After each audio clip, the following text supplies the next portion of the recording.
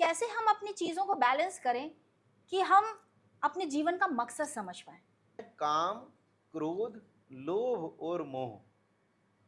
मनुष्य का पूरा जीवन इन आठों में ही बीत जाता है और वो अपना निर्णय नहीं ले पाता कि सही क्या है, गलत क्या है। नमस्कार, मैं शिल्पी बहादुर और बातों-बातों की श्रृंखला में आप सभी का दिल से स्वागत करती हूँ। वो कहते हैं ना कि मन के हारे हार और मन के जीते जीत है। इस भाग-दौड़ की दुनिया में हम इतने परेशान रहते हैं कि ये जो सुंदर सा जीवन हमें मिला है, इसकी परेशानियों को, इसके आने वाले दुखों को देखकर हम घबरा जाते हैं और जाने क्या-क्या सोचने लगते हैं। तो आज बातों-बातों की श्रृंखला में हम एक ऐसे डिवाइन इंसान से मिलने जा रहे हैं, जिससे जब हम बातें करेंगे, तो आपको भी अपनी बहुत सारी समस्याओं का समाधान मिलेगा और एक राहत का अनुभव होगा। तो हमारे बीच में आज हमारे साथ हैं आचार्य चंद्रशेखर शास्त्री जी। नमस्कार। आचार्य जी, इंडी टीवी के इस श्रृंखला बातों-बातों में आपका बहुत-बहुत स्वागत है। आपका बहुत बहुत धन्यवाद शिल्पी जी।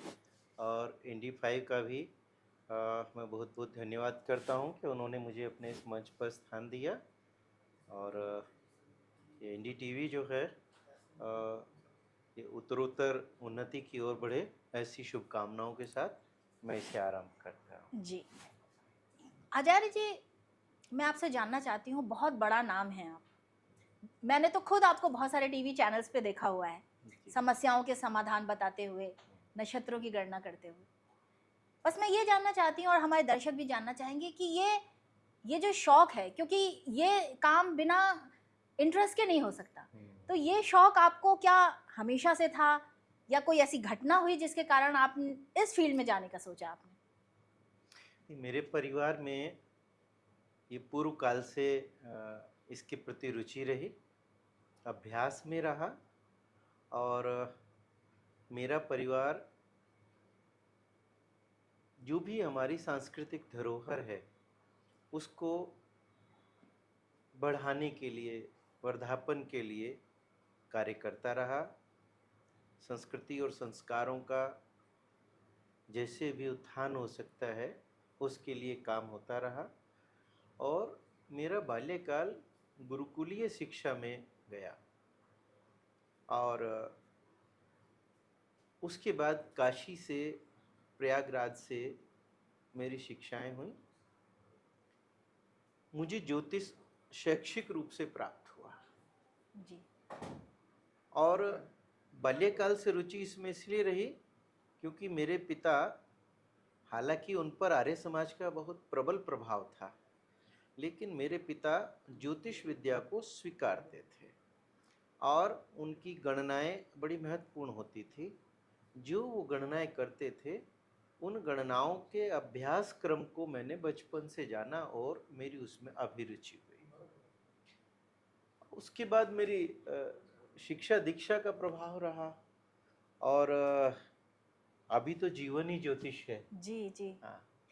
नहीं आचार्य जी, ये ज्योतिष शब्द एक ऐसा शब्द है कि कोई कितना भी मॉडर्न है या कोई कितना भी कम पढ़ा लिखा है, लेकिन अगर उसको आप ये बता दो कि मैं आपकी समस्याओं का समाधान कर सकता हूँ अपनी गणनाओं के माध्यम से, तो वो सारी चीज़ें छोड़ के ना, वो एक ऐसे इंसान को ढूंढने लगता है कि जो, क्योंकि देखिए भगवान को तो हम देख नहीं रहे, हम उनसे अपनी पुकार कर ही सकते हैं, लेकिन जब हम बहुत मजबूर हो जाते हैं तो हमें लगता है कि हम ज्योतिष की या कोई तो ऐसा हो जो हमें राह दिखाए।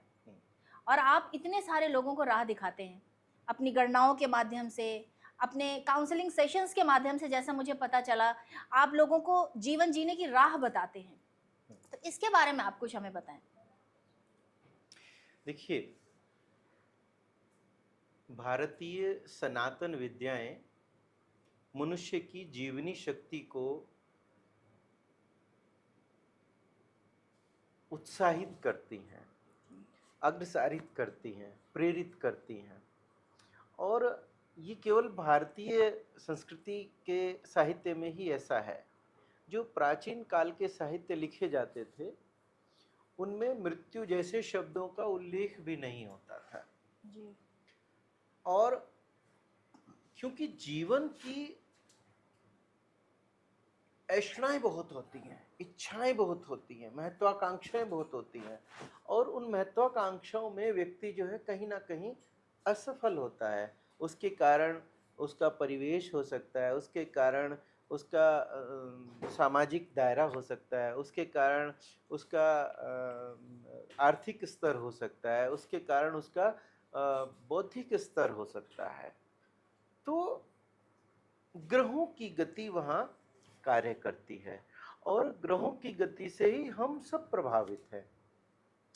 ऐसा कोई भी नहीं है जो ग्रहों की गति से प्रभावित ना हो, वो इसे स्वीकार करे या स्वीकार ना करे, लेकिन सब हम ग्रहों से प्रभावित हैं। हम सभी अपने नक्षत्रों को ही जी रहे हैं।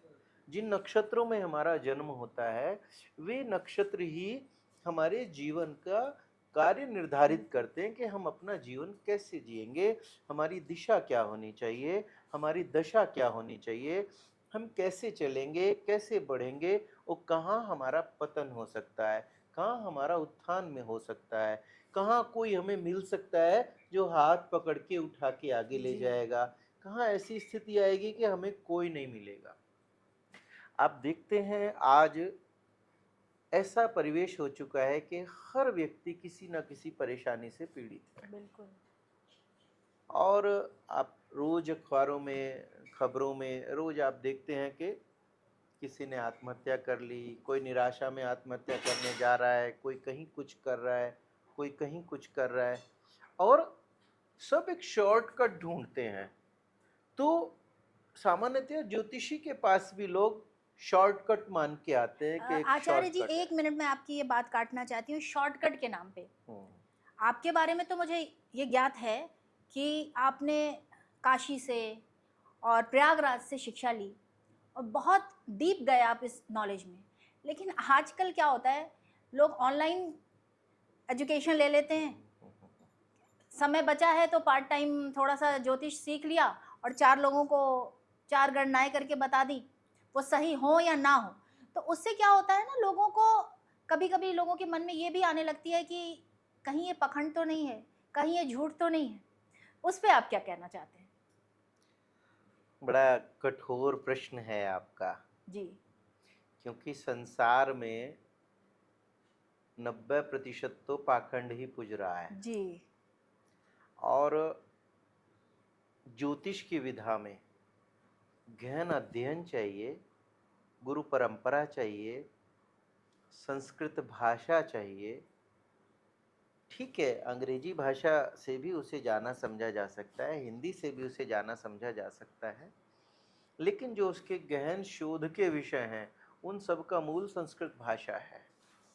और जब आप संस्कृत भाषा को नहीं जानते हैं, उसके व्याकरण को नहीं जानते हैं, तो ज्योतिष के सिद्धांतों का फल कथन करने में या ज्योतिष के सिद्धांतों का जो मूल उसका रूप है उसका अर्थ करने में आप कहीं ना कहीं भ्रमित होते हैं। आजकल चल रहा है कि 3 दिन की क्लासेस जी में आप ज्योतिषी बना देंगे, आप 1 हफ्ते की क्लासेस में आप ज्योतिषी बना देंगे, और उस 3 दिन और 1 हफ्ते में भी वो 1 घंटे की क्लासेस होती हैं, और उन 3 घंटे की क्लास, 7 घंटे की क्लास, 15 घंटे की क्लास, और उसमें आप ज्योतिषी बना देंगे। तो इससे तो पाखंड ही फैलेगा, नहीं बिल्कुल इससे पाखंड ही फैलेगा। क्योंकि ज्योतिष क्या है, देखिए 2 और 2 4 होते हैं, ये एक सामान्य गणित है। जी लेकिन ये तो कोई वो बच्चा जो अभी दूसरी तीसरी कक्षा में पढ़ रहा है, ये तो वो भी बता देगा कि 2 और 2 4 होते हैं। पर क्या वो उस 2 और 2 4 की गहनता तक पहुंच पाएगा कि ये क्यों होते हैं, और इसके पीछे क्या सूत्र रहे होंगे जी जिसके कारण ये 2 और 2 4 हुए? उसे तो सीधा पता है कि ये जोड़ना है, ये घटाना है, तो वो कर लिया। लेकिन अभ्यास इसमें बहुत विशेष है। यदि आपके पास कुंडलियों का अभ्यास नहीं है तो ज्योतिष नहीं हो सकता। बेसिकली जो आप बता रहे हो और जो मैं समझ पा रही हूँ कि बेसिकली तो ज्योतिष एक साइंस ही है। हम्म, आजकल हम साइंस में कितनी हम तरक्की कर चुके हैं, लेकिन एक गणना से हमारा रॉकेट यहाँ का वहाँ पहुँच जाता है, बिल्कुल बिल्कुल डेस्टिनेशन बिल्कुल। पे नहीं पहुँच पहुँच पाता। हाँ तो हम ये थोड़ी कहेंगे कि ये साइंस की गलती है, ये हमारी गलती है, हाँ उस साइंटिस्ट की शायद गणना में गलती होगी। हाँ। जो लेकिन ये जो विषय है इसमें कोई गलती नहीं, ये पाखंड नहीं है, ये विषय बिल्कुल सही है। आप ऐसे इंसान के पास जाइए जिसको इसका पूरा ज्ञान हो, जिसने इतने सालों की तपस्या करके ये ज्ञान अर्जित किया है। जैसे आपके पास लोग आते हैं तो आप, और मेरे ख्याल से तो शास्त्री जी आप ये अभ्यास तो सालों साल आपका चलता जा रहा होगा, तो क्या ज्योतिष में भी नई चेंजेस आते हैं या ये बस अभ्यास ही करते रहना चाहिए? देखिए, मुझे 40 से 45 वर्ष के बीच का समय ज्योतिष करते करते हो गया है। जी और ज्योतिष की जो मूल विधा वैदिक विधा है, चूँकि ज्योतिष वेदों से आया है, पहले वेदों का ज्योतिष हुआ करता था, हर वेद का अलग ज्योतिष होता था, और वो उस ज्योतिष का प्रयोग वर्षा कब होगी, कृषि कब उपज होगी, उस सब के लिए वो प्रयोग होता था। जी ये मूलतः नक्षत्रों की विद्या है, जो अभी क्या है कि अभी राशि की विद्या हो, इस तरह से कहा जा रहा है। अभी तो बहुत सारी इसकी विंग्स आ गई हैं। आप अंक शास्त्र है, आपका पमिस्ट्री है, आपका जो ये आजकल कार्ड्स का टैरो चल रहा है, कार्ड्स, जी टैरो जी कार्ड्स का है, बहुत सारे हैं। हम्म, लेकिन ज्योतिष का मूल जो है वो सूर्य और चंद्रमा है। जी ज्योतिष में वेदों के 6 अंग बताए गए हैं: शिक्षा, कल्प, निरुक्त, व्याकरण, ज्योतिष और छंद। इसमें ज्योतिष के बिना वेदों को नहीं समझा जा सकता, क्योंकि ज्योतिष की गणना, अथर्ववेद में उसके बहुत सारे उपायों के भी खंड हैं, और ज्योतिष गणनाओं का ही सारा खेल है। अगर गणना निश्चित रूप से आपने जो कहा कि अगर गणना थोड़ी बहुत इधर उधर हो गई, उसमें तो 1 सेकंड भी हो गई तो भी आप किसी लग्न से किसी लग्न में पहुंच तो जाएंगे। आचार्य जी ये जो आजकल हम कंप्यूटर का सहारा लेते हैं कुंडलियों को बनाने में, आजकल तो आप किसी भी ज्योतिषी के पास जाइए या जो भी आचार्य जी लोग हैं वो उन्होंने असिस्टेंट रखा होता है कि वो कंप्यूटर का यूज़ करके बनाते। जैसे पहले के टाइम में तो मैंने देखा है हाथ से बनाते थे। तो ये क्या हम्म, सही सिस्टम है? क्या ज्योतिष ने विज्ञान के साथ कोलैबोरेशन करके अपने को अपग्रेड कर लिया है? नहीं नहीं नहीं, ज्योतिष तो विज्ञान ही है। जी जो ये कंप्यूटर है उस विज्ञान का भाग है। जी मैं किसी भी विद्या में तकनीकी के विरोध पक्ष में नहीं हूँ। जी तकनीकी होनी चाहिए, लेकिन तकनीकी होने के कारण किसी विद्या का ह्रास नहीं होना चाहिए। जी आपको सामान्य जीवन में अगर आप देखेंगे तो आपको पहले अपने पिता का नंबर याद होता था, अपनी माँ का नंबर याद ये होता था, आप अपने मित्रों को फ़ोन करते थे तो आपको अपने मित्रों का फ़ोन याद होता था, आपको उनके घर के पते याद होते थे, आप कहीं से जा रहे हैं तो बिना किसी सहायता के आप उनके घर पहुंच जाते थे। आज क्या है, तकनीकी आई तो लोग गूगल मैप से जो है लोग घर का रास्ता ढूंढते हैं, वो भटकाएगा, जी जी भटकाता भी है। जी लोग नाम से फ़ोन नंबर सर्च सेव करते हैं, करता अब है, उनके नंबर याद नंबर नहीं याद है। नहीं रहता है। तो शोध होना और विकास होना ये बुरी बात नहीं है, लेकिन उससे विद्या का मूल तत्व नष्ट हो जाए ये बुरी ये बात है। हमारे बच्चे आज गणित के सामान्य जो प्रश्न हैं उनका हल नहीं कर पाते। बिल्कुल तो ये इस सुविधा का ये इस सुविधा की साइड इफेक्ट है, इसके नकारात्मक पक्ष हैं। तो मेरा मानना है कि ज्योतिष विद्या में जब तक आप गणित से कुंडली बनाने का, बड़ा सामान्य गणित है, कोई उसमें बहुत ज़्यादा श्रम नहीं लगेगा, जी अधिकतम 5 से 6 मिनट लगेंगे और आप कुंडली बना के चंद्र स्पष्ट होते ही, इष्ट स्पष्ट होते ही आप सारा का सारा गणित आप पंचांग से उसमें फिट कर सकते, कोई उसमें प्रॉब्लम नहीं है। लेकिन समस्या क्या होती है कि जब आपने कुंडली में डिटेल भर लिया, आपके पास 10 सॉफ्टवेयर हैं, 10 के 10 सॉफ्टवेयर अलग अलग बताएंगे। जी यही मेरा प्रश्न था। हाँ, कारण है कि वो किसी एक व्यक्ति के द्वारा वो तैयार कराए गए हाँ। हैं, और हर आईटी का आदमी एस्ट्रोलॉजर नहीं होता, जी और हर एस्ट्रोलॉजर आईटी का आदमी नहीं होता। बिल्कुल बिल्कुल। तो क्या होता है, इन दोनों का कोलैबोरेशन होता है। कोलैबोरेशन में कहीं कहीं कुछ सही सही सटीक होता है, कहीं कहीं कुछ गलत भी हो जाता है। आज हालांकि ये तकनीकी बहुत विकसित हो चुकी है, बहुत सी एक्यूरेसी के आसपास ये आ चुकी है, लेकिन अभी भी शुद्धतम तो नहीं है। जी हाँ, अशुद्धि का भय, हाथ से जब आप गणित करते हैं, दिमाग से कैलकुलेट करके, और हाथ से जब आप कुंडली बनाने चलते हैं, अशुद्धि वहां भी हो सकती है, और अशुद्धि मशीन पर भी हो बिल्कुल। सकती है। तो ये मशीन पर निर्भर हो जाना गलत है। अपना बौद्धिक तत्व जागृत रहना जागृत। चाहिए। तो कुंडली जो भी अभ्यास करता है, जो भी ज्योतिष से जुड़े लोग हैं, वे अगर दिन में 4 कुंडली भी अगर अपना हाथ वाले अभ्यास को जारी रखें, जी तो उससे वो विद्या बची रहेगी। नहीं तो क्या होगा, वो विद्या मशीन पर चली जाएगी, और मशीन फिर आपको चलाएगी। बिल्कुल आपकी विद्या तो सही लोप हो बात गई, है। आप तो मशीन पर निर्भर हो गए। निर्भर होगा। ठीक है। तो इसलिए ये मेरा मानना है कि आप खूब आप सॉफ्टवेयर यूज करें। नहीं ये नई हाँ, जनरेशन के लिए आप बहुत अच्छा मैसेज दे रहे हैं हाँ, कि बहुत सारे ऐसे लोग हैं जो अभी भी ज्योतिष सीखना चाहते हैं, समझना चाहते हैं, इवन उसको हमारे तकनीकी है वो हमको सपोर्ट करने के लिए। हाँ, यस, अब एक अगला मेरे मन में क्वेश्चन आ रहा है कि जैसे बहुत इंटरेस्टिंग होता है ज्योतिष, और सबसे बड़ी बात है जब इतने सालों से आप कर रहे हैं ये काम, लोगों को सलाह दे रहे हैं, लोगों का मार्गदर्शन कर रहे हैं, कोई ऐसी घटना आप हमारे साथ शेयर कीजिए जिसमें कोई आपका यजमान ऐसा परेशान रहा हो और आपने उसको उस परेशानी से निकाला हो। ऐसे तो आपके पास बहुत किस्से होंगे, लेकिन जो आप शेयर करना चाहें।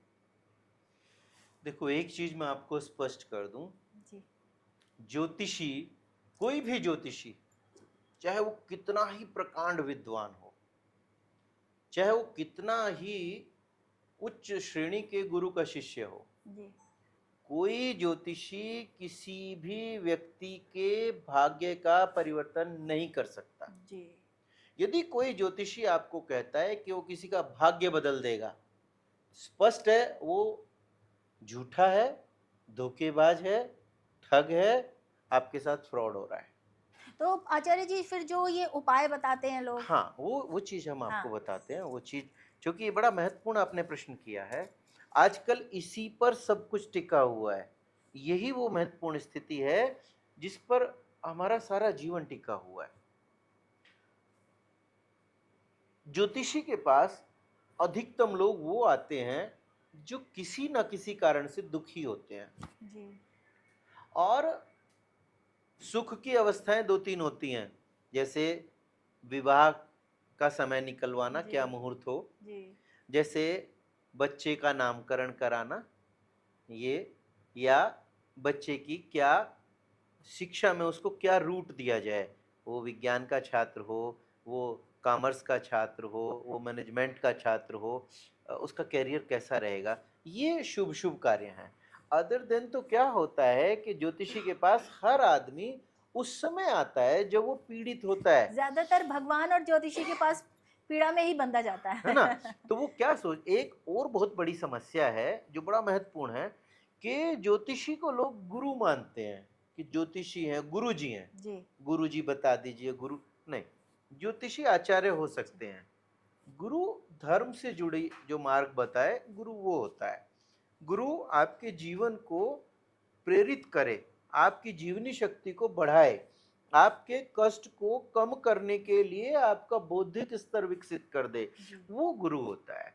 और जो केवल ज्योतिषीय गणना करके आपको गणित बता रहे हैं, वो केवल आचार्य होते हैं, वो गुरु नहीं होते। लेकिन अभी क्या है कि जब से इलेक्ट्रॉनिक चैनल्स आए हैं, और ये सब आजकल सब पॉडकास्ट आजकल चल रहा है, यूट्यूब चल रहा है, और दूसरे इस तरह के और दूसरे जो इलेक्ट्रॉनिक चैनल्स हैं, या ये सोशल साइट्स हैं, तो लोग गुरु करके संबोधना करते हैं, और उस संबोधन में वो समझते हैं कि ये मेरा भाग्य बदल देगा।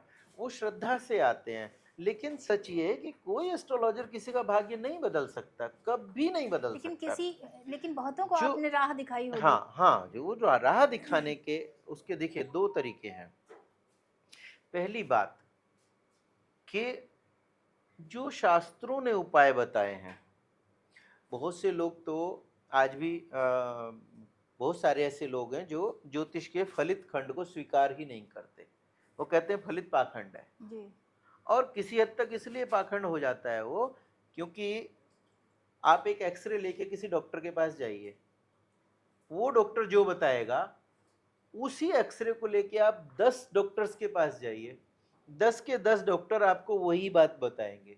लेकिन एक कुंडली को लेके आप 10 एस्ट्रोलॉजर्स के पास चले जाइए, आपको 10 के 10 10 ही बात बताएंगे। वो किसी एक बात पर सारे इंगित नहीं होंगे। जी क्यों?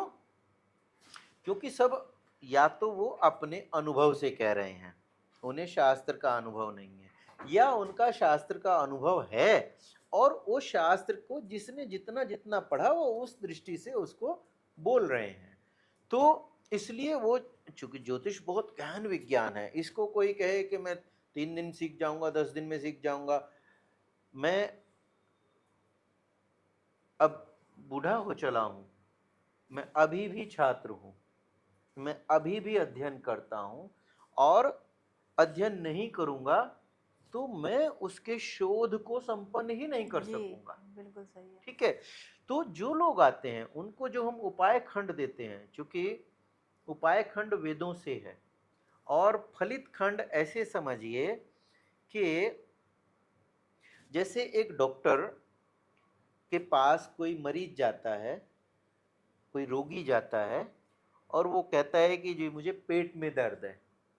अब वो पेट में दर्द को वो डॉक्टर स्टेथोस्कोप से डायग्नोज करता है कि इसको पेट में गैस है, क्या प्रॉब्लम है। अगर सामान्य है तो वो अपने फलित करेगा, जी वो डायग्नोज को लिखेगा, प्रिस्क्राइब करेगा आपको कि ये ऐसे आपको है प्रॉब्लम। वो कॉर्नर पर लिखेगा कि आपका बीपी इतना, आपका जो पल्स है वो इतनी है, आपकी पेट की पोजीशन ये है, वो उसमें डायग्नोस करेगा। और उसके अलावा अगर कोई वो कहेगा रिपोर्ट और करने को, तो वो आपको लिखेगा कि ये रिपोर्ट चेक कराएं, ये चेक कराएं, ये चेक, वो अपना लिखेगा। राइट साइड में वो लिखेगा कि ये प्रॉब्लम है और इसका ये सॉल्यूशन है। तो वो फलित किया उसने। लेकिन उस फलित को तो सब स्वीकारते हैं, पर यदि एक ज्योतिषी फलित करता है तो उस पर बहुत सारे प्रश्न चिन्ह लगते हैं। जबकि देखो, पाखंडी की तो मैं कहता नहीं कि कोई क्या पाखंड कर रहा है, क्यों कर रहा है। बहुत सारे लोग हैं जिन्होंने इसको एक बिजनेस मॉड्यूल में डेवलप कर लिया है। मेरा अभी मानना है कि ज्योतिष जो है ना, ये वेद विद्या है और दक्षिणा पर निर्भर है, फीस पर निर्भर नहीं है। सामान्यतया मेरा ये मानना है। और इसके जो उपाय खंड हैं, वो एक तो ये है कि आधुनिक लोगों ने वो लाल बुझक्कड़ी वाले उपाय बना लिए जी जी कि वो लाल बुझक्कड़ बूझिया और ना बूझा कोय, पग में चक्की बांध के हिरना कूदा होए। जी तो वो लाल भुजक्कड़ी वाले उपाय बना लिए। लेकिन एक है कि वैदिक उपाय, तो वेदों में, विशेषकर अथर्ववेद में, वहां रत्नों का भी उपाय बताया है कि आप रत्न धारण कर सकते हैं। जी हालांकि मैं एस्ट्रोलॉजी करता हूँ, मेरे हाथ में हाँ कोई रत्न मैंने नहीं है, नहीं दिख रहा है, सही बात है। क्योंकि मैं ऐसा मानता हूँ कि यदि आप साधना नहीं करते हैं, आप त्रिकाल संध्या नहीं करते हैं, आपको गुरु परंपरा से ज्ञान प्राप्त नहीं है, तो आपको ज्योतिष नहीं करना चाहिए। जी डिग्री होना एक अलग चीज है, डिग्री है, लेकिन डिग्री के साथ अभ्यास यदि नहीं, एक डॉक्टर एग्जैक्टली मेडिकल की डिग्री लेके आया, बिल्कुल लेकिन बिल्कुल उसको प्रैक्टिस नहीं यदि अगर मरीज देखने की, रोगी को देखने की प्रैक्टिस नहीं है, बिल्कुल तो वो किसी को उल्टी सीधी दवाई देके उसका नुकसान कर सकता है, उसकी हानि कर सकता है। बिल्कुल बिल्कुल वही स्थिति ज्योतिर्विद की है। अंग्रेजों के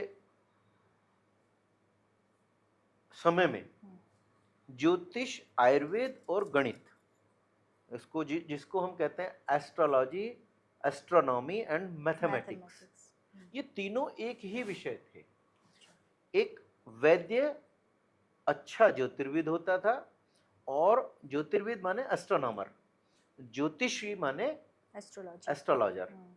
तो जो एक अच्छा ज्योतिषी होता था, तो वो अच्छा ज्योतिर्विद होता था, यानी उसको ग्रहों की गति का पता होता था। आयुर्वेद के सभी शास्त्रों में स्पष्ट लिखा है कि ग्रहेषु प्रतिकूलानि नानुकूलानि भेषजम।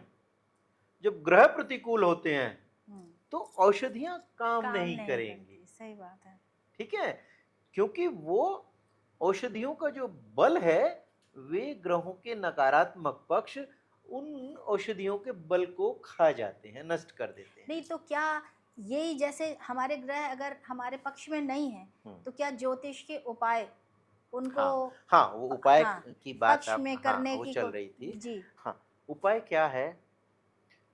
वेदों ने बहुत सारे उपाय बताए हैं, सूक्ष्म भी बताए हैं, बड़े भी बताए हैं।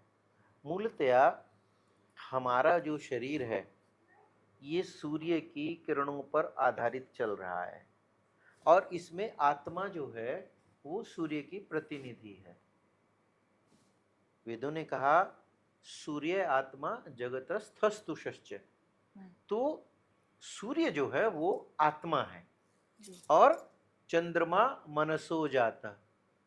चंद्रमा जो है वो मन का कारक है, और यही दो ज्योतिष के साक्षी हैं। ज्योतिष विद्या है और ये सत्य विद्या है, इसके दो साक्षी हैं। एक सूर्य इसका साक्षी है, एक चंद्रमा इसका साक्षी है। तो दोनों इसके साक्षी हैं, और दोनों का उपयोग कहाँ हो रहा है? आत्मा तो सूर्य के कारण पृथ्वी पर आई, और मन जो है वो उसका कारक चंद्रमा है।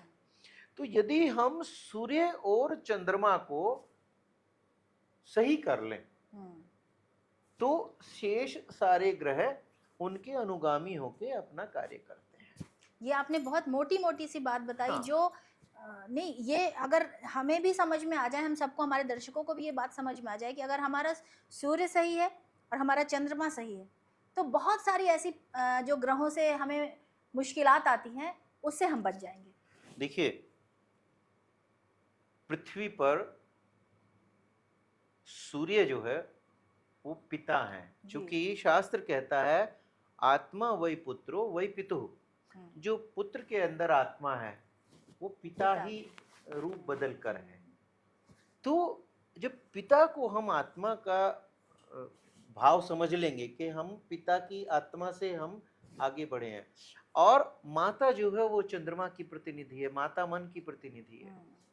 इसलिए कहते हैं माता निर्माता भवती। जो मन को नियंत्रित करके अपने बच्चे को संस्कार दे देंगी वो माँ हो सकती है। पिता संस्कार में उतना आगे नहीं है, जो माँ का संस्कार बच्चे पे पड़ता है, क्योंकि माँ ही पहला गुरु है।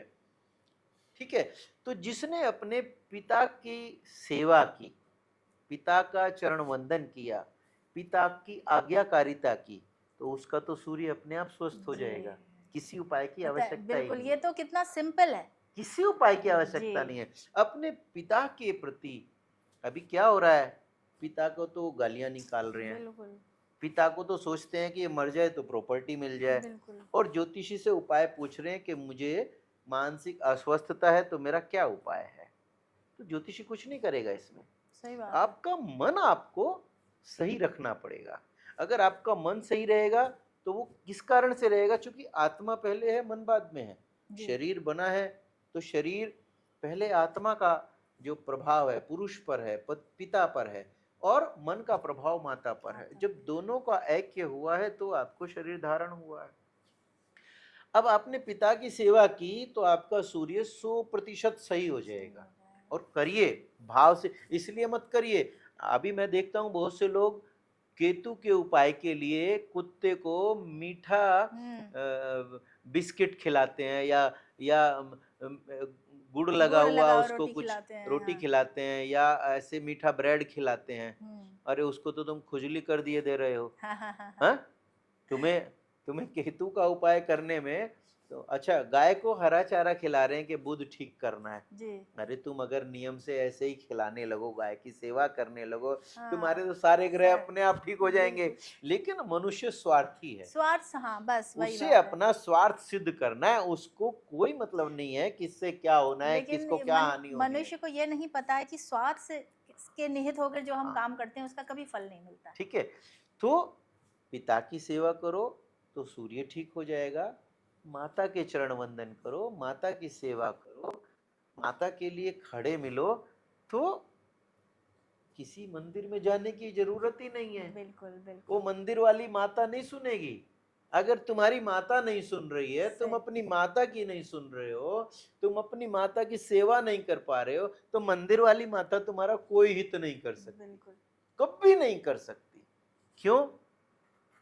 जिसने तुम्हें जन्म दिया, जिसने तुम्हारा पालन किया, तुम उस माता के प्रति भी श्रद्धा का भाव नहीं रखते, तो फिर मंदिर वाली माता तुम्हारा क्या करेगी? कुछ नहीं करेगी। तुम अपने जीवन का सर्वनाश करने पे जा रहे हो।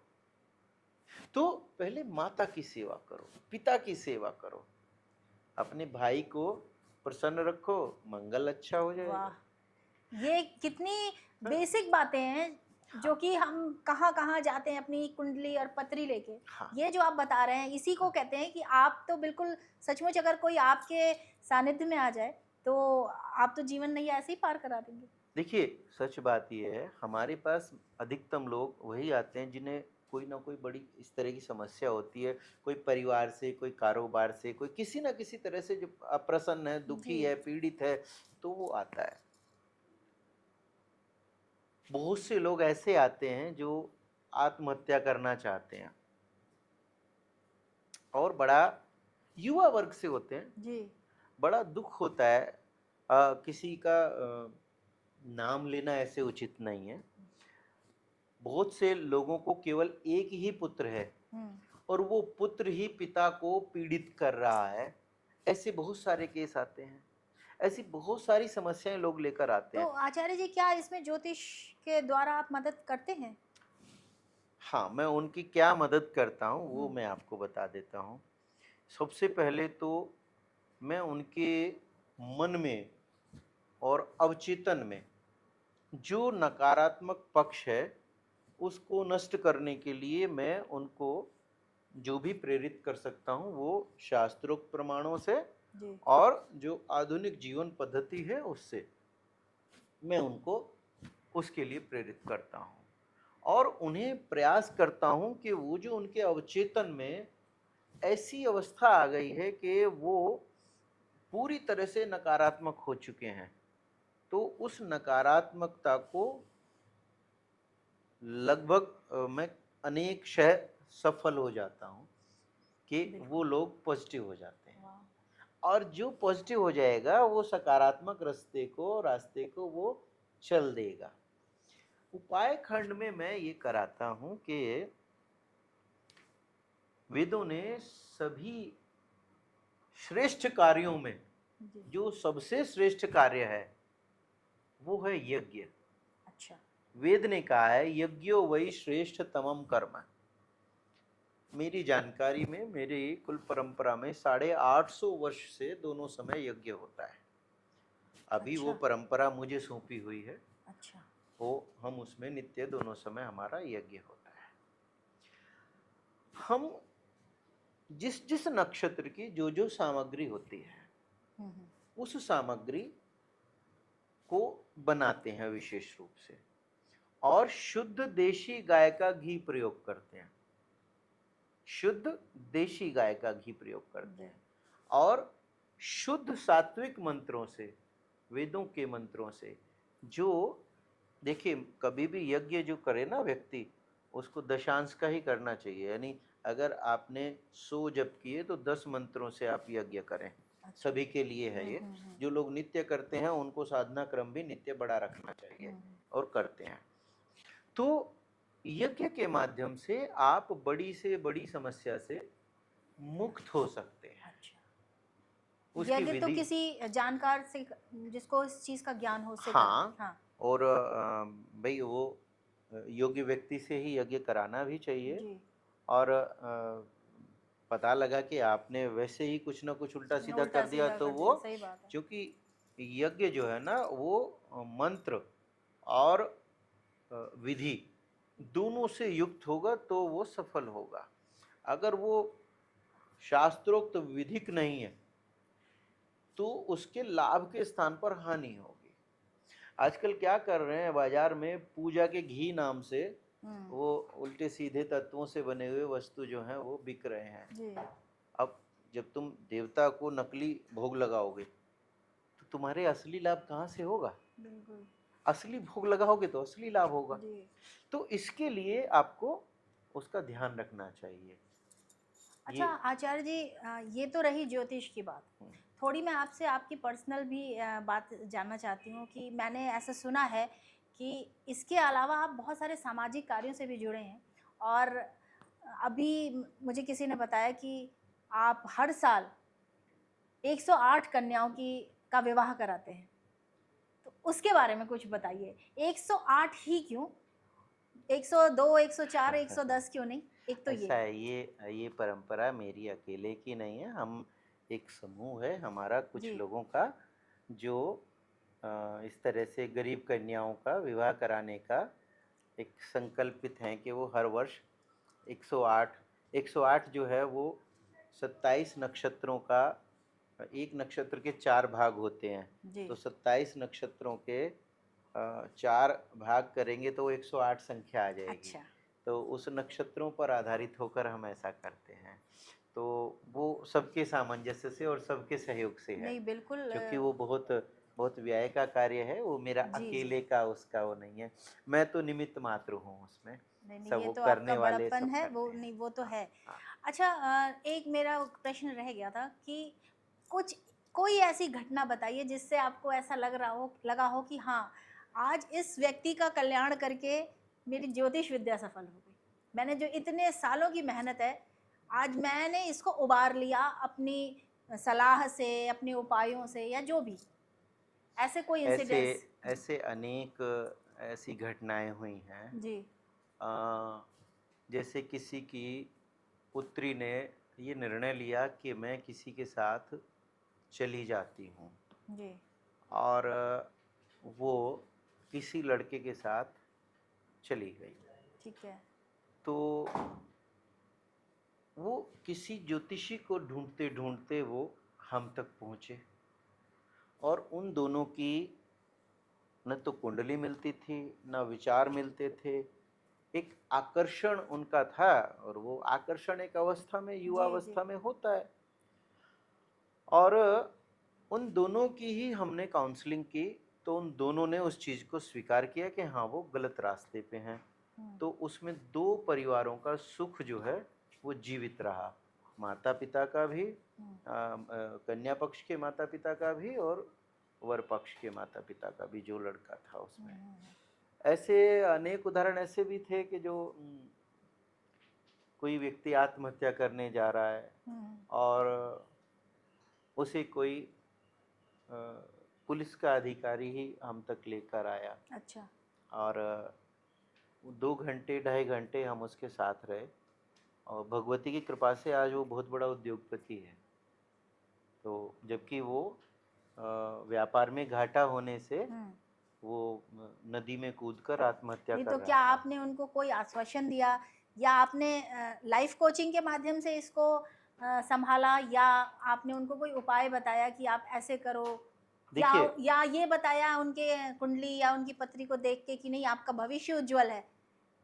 देखिए ऐसा होता है कि कुंडली तो महत्वपूर्ण होती होती है, जी। उससे भी महत्वपूर्ण होता है एक क्षण। कुंडली में तो बड़ा विस्तार है, उम, दशाओं का प्रत्यंतर भी देखते हैं, जी। तो प्रत्यंतर भी 2 सवा 2 घंटे में जब सूक्ष्म पे जाते हैं, तो प्राण प्राण स्तर पर जब उसमें जाते हैं हुँ, तो हुँ। उसका डिफरेंस आ जाता है।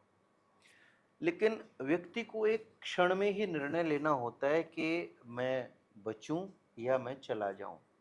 यदि उस क्षण आपने उसको सही मार्ग दे दिया, व्यक्ति आत्महत्या अनेक कारणों से करता है।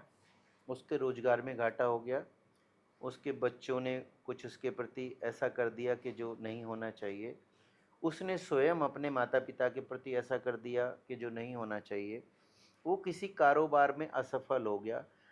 युवा बच्चे जो हैं आजकल वो कई बार अपनी पढ़ाई में ही वो अपने जी मनोवांछित अंक नहीं लाने पर, परसेंटेज ना लाने पर वो उससे आ जाते हैं, डिप्रेशन में आ जी जाते जी हैं। जी सबसे पहले हम उनको एक जीवन का उनका एक मूल मंत्र बताते हैं और वो पूछते हैं उन्हीं से ही कहलवाते भी हैं।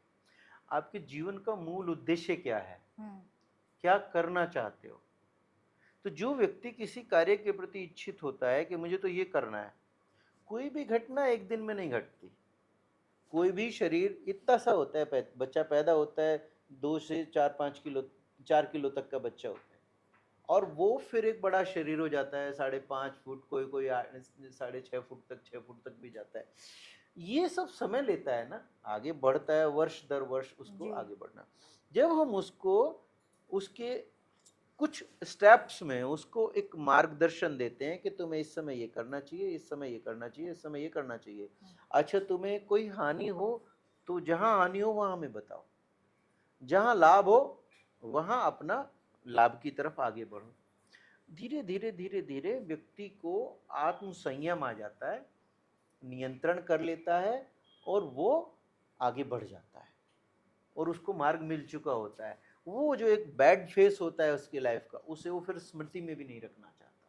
लेकिन इसी बैड फेज में आप जैसा कोई मिल जाए, और आपसे आज बात करके मुझे ये समझ में आया कि शास्त्र तो है ही, आप लोगों को मोटिवेट करते हैं, जैसे होता है ना मोटिवेशनल स्पीकर कहिए, लाइफ कोच कहिए।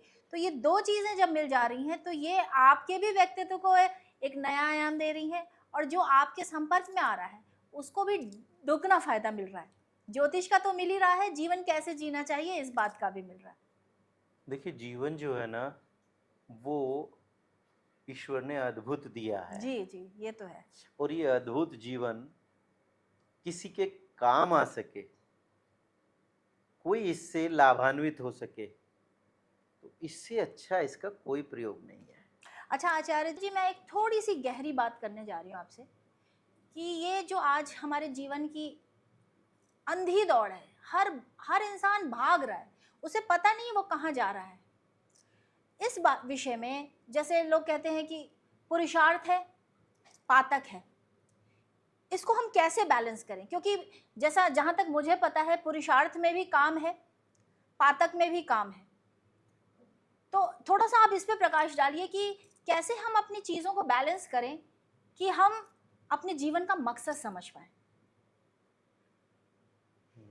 बड़ा विस्तृत प्रश्न है और महत्वपूर्ण प्रश्न है। जी देखिए, शास्त्रों ने 4 पुरुषार्थ कहे गए हैं: अच्छा।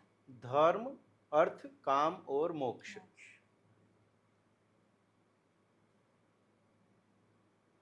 हर व्यक्ति का जो अंतिम शरणस्थल वो चाहता है, वो चाहता है कि उसकी मुक्ति हो जाए, उसका मोक्ष हो जाए जी और वो बार बार के जन्म के झंझट से हट जाए।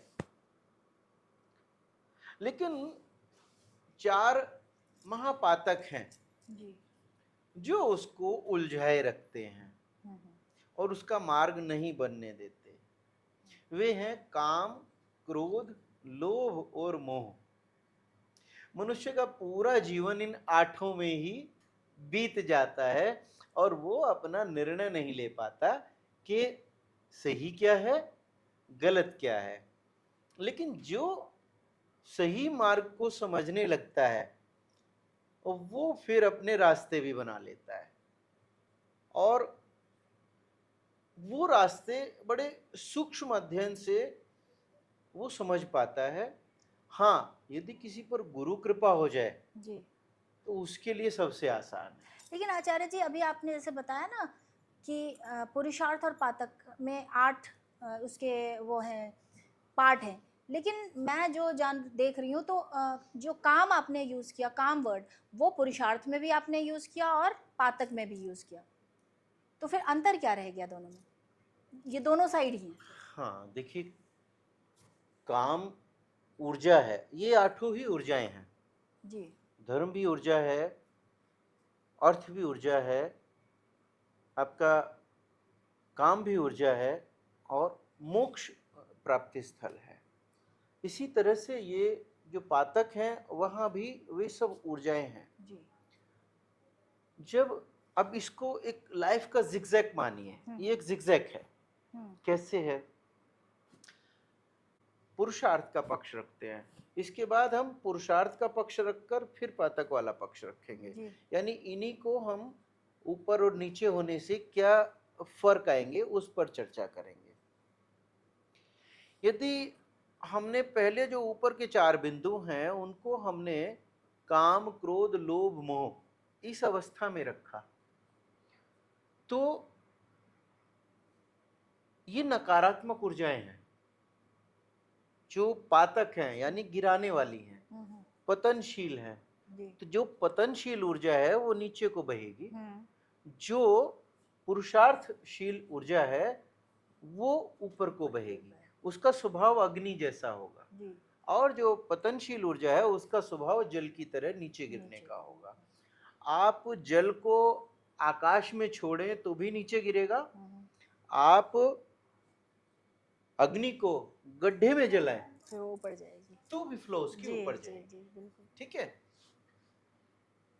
और मनुष्य के शरीर में वैज्ञानिक भी मानते हैं और ये शास्त्र भी बताते हैं कि मनुष्य के शरीर में 60% से अधिक जल की मात्रा है। तो 50 से भी ऊपर हो गई, जी। तो मतलब नीचे खींचने वाली जो ऊर्जा जो जी, है जी, वो जी, अधिक है। जी। तो मनुष्य जो है खराब खराब बातों को जल्दी आकर्षित होता है। यस। आप छोटे बच्चे को कोई अच्छी बात सिखाओ, उसे 2-4 बार सिखानी पड़ेगी। पता नहीं है, ना उसे गाली का अर्थ पता है, ना उसे मंत्र का अर्थ पता है, जी, जी, जी। लेकिन उसको वो गाली जल्दी सीख लेगा। जी। चूंकि मनुष्य का स्वभाव पतनशील है, उसके शरीर विज्ञान के अनुसार वो जैसा उसका शरीर है, भाई 5 तत्वों में 60% जल है, तो वो जल का प्रभाव उस पर अधिक रहेगा। जी।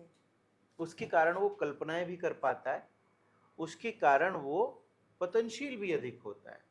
तो जो पहला काम पातक है, यदि ऊपर के बिंदुओं में हमने काम, क्रोध, लोभ, मोह रखे हैं और नीचे के बिंदुओं में हमने धर्म, अर्थ, काम, मोक्ष रखे हैं, तो जो पहला प्रभाव काम से नीचे सीधा सीधा धर्म है। जैसे ही कामशील होकर व्यक्ति पतन होगा उसका, तो उसका धर्म नष्ट हो जाएगा। जी। उसका धर्म नष्ट हो जाएगा, क्योंकि ऊर्जाएं हैं, विस्फोटक है। तो जैसे धर्म नष्ट होगा वो क्रोध के आवेश में आ जाएगा। अब फिर ये जिगजैग है, ऊपर से नीचे आ रहा है, नीचे से आगे जा रहा है, तो वो एक त्वरित गति से प्रभाव होगा तो वो ऊपर की तरफ जाएगा। ठीक है। तो कामग्रस्त व्यक्ति धर्म को नष्ट करता है। जिसका धर्म नष्ट हो गया वो क्रोधित होता है। जिसका क्रोध बढ़ गया उसके जब पतन आएगा तो वो आर्थिक हानि करेगा। क्रोध में मनुष्य क्या करता है? अपनी आर्थिक हानि कर लेता है, अपनी सामाजिक हानि कर लेता है, अपने गलत निर्णय लेने से वो अनेक प्रकार की हानियां कर लेता है। वही काम के प्रभाव में कोई चीज है, काम के प्रभाव में व्यक्ति अपना सम्मान भी खराब कर देता है, अपना बहुत सारी चीजों का वो समझिए लाइफ को डैमेज कर लेता है। इसलिए काम का प्रभाव दोनों तरफ है, क्योंकि यहाँ काम जो है पातक में आ रहा है, वो 60% जल के प्रभाव को प्रभावित कर रहा है, तो वो वहां अपना प्रभाव दे रहा है। तो उस काम के प्रभाव से धर्म नष्ट हुआ, धर्म के नष्ट होने से क्रोध उत्पन्न हुआ, क्रोध के उत्पन्न होने से अर्थ नष्ट हुआ, अर्थ के नष्ट होने से वो थर्ड लाइन पे गया, तो वो लोभ में आ गया कि अब क्या हो। फिर वो सारा बटोरने की कोशिश करता है कि इसे भी ले लूं, इसे भी ले लूं।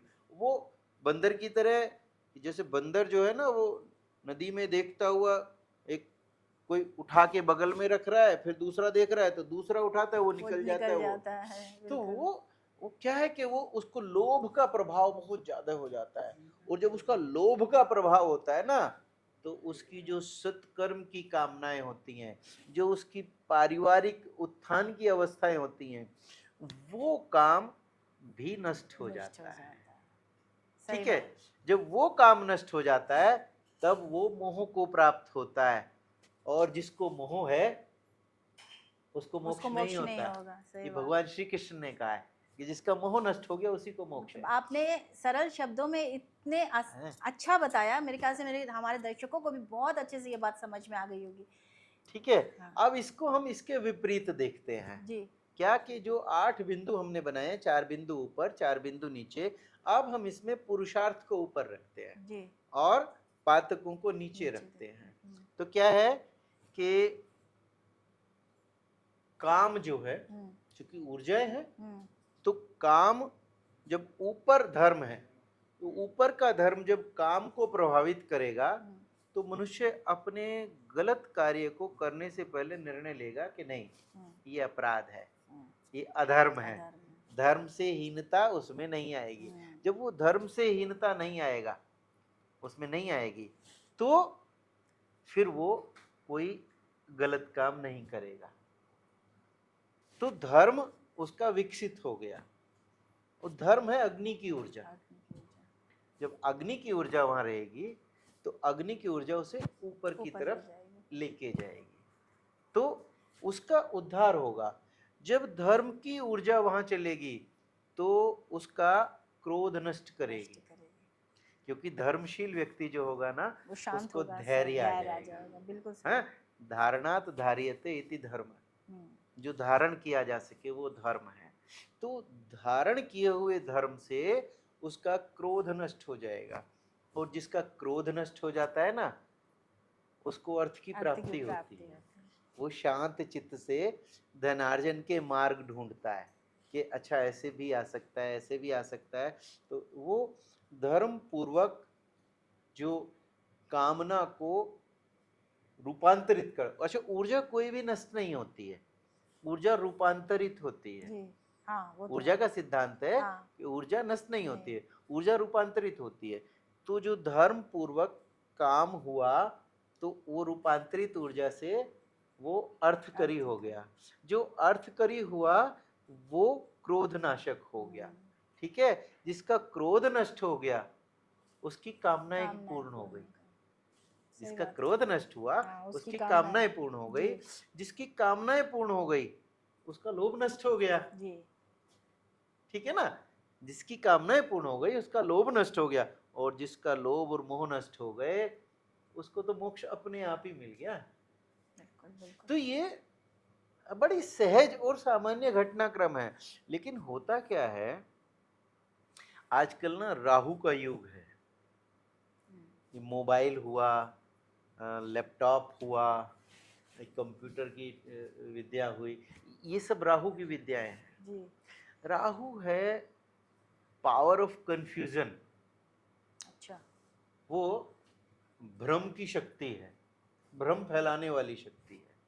आप देखिए कि आप फेसबुक चलाते हैं, फेसबुक पर एक भ्रमकारी कोई पोस्ट कर दे जी तो वो भ्रमकारी कितनी तेजी से फैलती जी है, जी जी तो लोग भ्रमित होते हैं। जी। तो भ्रम फैलाना और अपना कार्य सिद्ध करना, ये उसकी राहु का, योजना, हाँ। ये उसकी योजना का भाग है। जी जी। जब आप राहु की योजना में फंस जाते हो, हम्म, तब आप अपने पुरुषार्थ को भी खराब कर लेते हो। हम्म, ठीक है, और ये पातक जो हैं आपको नकारात्मक शक्तियों की तरफ ले जाते हैं। जी सबसे आपने काम की बात कही कि आप समझिए कि इंटरनेट पर सबसे ज्यादा जो सर्च किए जाना वाला विषय है बिल्कुल। वो पोर्नोग्राफी है। जी पोर्न फिल्में लोग ज्यादा देखते हैं, उसका कारण वही पातक, हाँ। जो सबसे पहला काम है, काम क्रोध लोभ मोह वाला जो काम है बस वहीं वो। से शुरू होता है और हम पतन की तरफ चलते चले हाँ, जाते हैं, सही बात तो है। यदि हम, लेकिन इसमें क्या है कि इस जिगजैग में ये दिखने में सामान्य है, जी लेकिन यदि उसको संस्कार ना मिले हो, उसकी संस्कृति ना मिली हो, उसको संयम ना हो, उसको सत्कर्म ना हो, उसको सद्भाव ना हो, तो फिर ये सब नहीं होगा। लोग क्या है, हम सब मनुष्य हैं, आवेश, क्रोध ये बड़ी सामान्य घटना है। जी हम अपने व्यवसाय की ईर्ष्या से दूसरे के अच्छे काम को भी खराब बता सकते हैं, जी वो तो बता देते हैं बता लोग। देते हैं। तो उसमें क्या है, वो अपना ज्यादा बिगाड़ लेते हैं, उसका तो बिगड़ेगा नहीं बिगड़ेगा कुछ नहीं पता, सही क्योंकि बात। उसके कर्म खराब होंगे तो उसका बिगड़ जाएगा। हाँ लेकिन आपने अपना बिगाड़ लिया। जी जी तो अगर आप अपना कर्म सही रखेंगे, देखिए ये जो भाग्य बनता है ना, हाँ ये कर्म से ही बनता है। हाँ, ये हमेशा लोगों में एक डिस्कशन का मैटर होता है कि हाँ भाग्य भाग्य से कर्म बनता है या कर्म ऐसे होते हैं कि भाग्य बनता है। हाँ, तो ये आप मुर्गी हाँ अंडे वाला हाँ प्रश्न जी है। जी जी जी ये पेड़ पहले आया बीज पहले आया जी वाले प्रश्न है। हाँ लेकिन ये नियम सीधा सीधा है। देखो, आपने जो भी जन्म लिया है, ये आपके अब से पहले लाखों करोड़ों जन्म हो चुके हैं, जो माया के प्रभाव से आपको याद नहीं है। जी जिन साधु संतों को माया का प्रभाव नहीं रहता, वो अपने पूर्वजन्मों को जान लेते हैं और वो बता भी देते हैं। ऐसे बहुत से उदाहरण आपने टीवी की खबरों में, पत्र पत्रिकाओं में आपने प्रकाशित हुओं को पढ़ा भी होगा कि फला व्यक्ति ने जो है बताया मेरा वो पिछला जन्म यहाँ था, और वो लोग उसे लेके भी लेके जाते हैं और जाते वो वहीं का मिलता है। और वो बड़ी गोपनीय से गोपनीय बात बता बता देता है कि देता वो ऐसे थे, वो अपनी मृत्यु का कारण भी बता देता है। वो कोई सात्विक प्रभाव उस आत्मा पर होता है, तो इसलिए ऐसा बता देता है। जो साधु संत हैं, जो ऐसे जो सात्विक लोग हैं, साधु संत में भी बहुत सारे पाखंड हैं ज्योतिषियों की तरह, लेकिन जो सात्विक है, जो सच्चे संत हैं, पूजनीय संत हैं, जी वे संत अपने जन्म जन्मांतरों के योग जानते हैं, वो अपनी साधना में लीन रहते हैं। उन्हें दुनियादारी से कोई, ये झंझटबाजी से कोई वो नहीं है। वो चाहते ही नहीं कोई उनका पैर छूने आए, जी वो चाहते नहीं कोई उन्हें दक्षिणा चढ़ाने आए। वो तो भगवती पर निर्भर होते हैं, ईश्वरीय शक्ति पर निर्भर होते हैं, और वो शक्ति ही उनके सब आश्रयों को पूरा करती है। जिसने जन्म दिया है वो पालन भी पालन करता भी है, करता है, सही और बात जो है। पालन करता है वही तुम्हारे जन्म के समय निर्धारित जो तुम्हारी आयु है उस पर तुम्हारे जीवन को समाप्त भी करेगा। वस्त्र बदलने वाला काम है ये। जैसे भगवान श्री कृष्ण ने गीता में कहा है कि वासांसी जीर्णाय यथा विहाय नवानि गृह्णाति नवो प्राणी। मतलब जीवन जो है ये एक वस्त्रों की भांति है, जी और ये वस्त्र जो है आत्मा बदलने जैसा बदलती है। रहती। तो इसलिए कहता हूं कि जो हम अब कर्म कर रहे हैं, हमारा जो भी कर्म है, ये कर्म ही हमारे फल जो इसके होंगे वही हमारा भाग्य है। जी और भाग्य जो है, कई बार होता है कि एक व्यक्ति बुरे से बुरा कार्य कर रहा है, लेकिन वो तो आर्थिक रूप से हाँ दैनंदिन उन्नति कर रहा जी है, जी तो लोग कहते हैं कि भाई ये अब हाँ यहाँ वो भाग्य कहाँ गया, बिल्कुल विश्वास उठने लगता है कि यार ये तो है ना, बुरे कर्म कर ये रहा तो है, लेकिन खराब कर रहा हाँ है, लेकिन और ये तो आनंद में है, जी और जी हम लोग उपासना कर रहे हैं, हाँ भगवान का ध्यान कर रहे हैं, जी और हम फिर भी हाँ कष्ट में हैं। बिल्कुल, ये तो आती है बातें लोगों के तो मन में। उसको समझना चाहिए वो अपना बैलेंस खा रहा है, हाँ उसका बैंक बैलेंस है। बैंक बैलेंस है। वो पूर्व जन्मों में जो उसने पुण्य अर्जित जी किए जी हैं, वो उसको भाग्य से वो उसको श्रेष्ठता दे रहे हैं, और अभी वो जो कर रहा है तो उसका वो आगे आगे अगले आगे जन्मों कर, में करेगा बिल्कुल। ठीक है। क्योंकि जन्म की जो ये व्यवस्था है ना, ये एक जन्म की नहीं है, जी ये तो जन्म जन्मांतरों के योग बनाता है। हमारा चूंकि आत्मा का संस्कार है, उसको एक शरीर धारण करना होता है, और आत्मा भी शरीर ढूंढती है अपने कर्मानुसार। जो जैसी इच्छा वृत्ति के लोग उसको माता पिता के रूप में मिलते हैं, वो उन्हें ढूंढकर उनसे पुत्र बन जाता है, या पुत्री बन जाता है, या जो भी वो संतति बनता है वो बन जाता है। तो हमें भाग्य, कर्म और ये जो वैदिक सिद्धांत हैं, देखो हमारे सभी शास्त्रों ने अच्छा कर्म करने की प्रेरणा दी है। जी शास्त्र ने कहा असदो मां सदगमय, असत्य से सत्य की ओर चलो, तमसो मां ज्योतिर्गमय, अंधकार से प्रकाश की ओर चलो, और मृत्योर मां अमृतम गमय, मृत्यु से अमरत्व की ओर चलो।